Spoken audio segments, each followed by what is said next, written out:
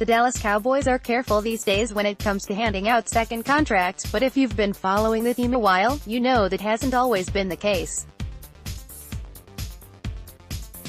Too many times in the past, the Cowboys would jump the gun and prematurely sign what appeared to be rising stars to long-term deals worth a substantial amount of money. For example, Miles Austin didn't start a single game for the Cowboys his first 3 years in the league. But then after a Pro Bowl season in 2009, the team signed him to a 6-year, $54 million deal. Unfortunately, he couldn't sustain that type of success. By 2013, he only started 8 games and had 24 catches for 244 yards and no touchdowns. The Cowboys released him the following year, eating $8 million in dead money. Marion Barber broke out in 2007 with 1,257 total yards and 12 touchdowns despite not starting a single game. It was good enough for Jerry Jones to give him a 7-year, $45 million contract extension to be the team's new featured running back. That was a mistake as Barber was released 3 years later after only putting up 374 rushing yards in 2010.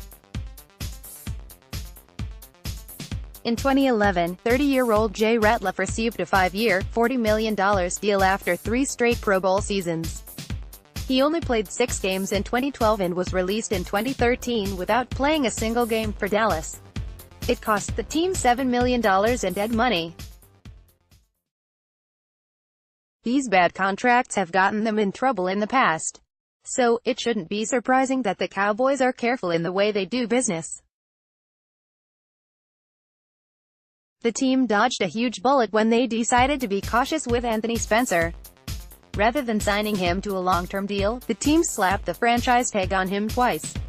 After dealing with knee injuries, Spencer was never the same.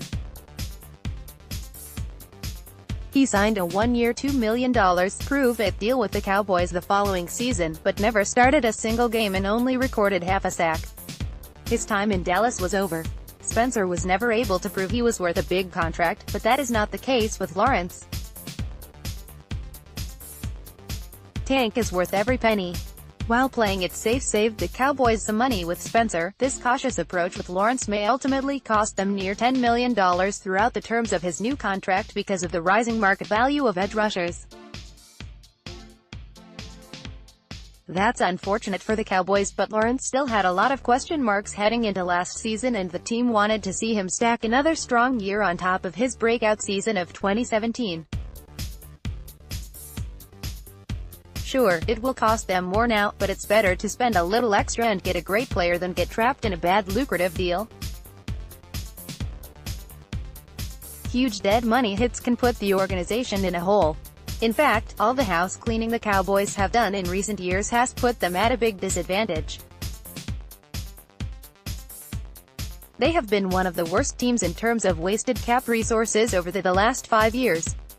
The good news here is that the team still scratches and claws and has won 3 division titles in that span despite being so handicapped by large dead money hits.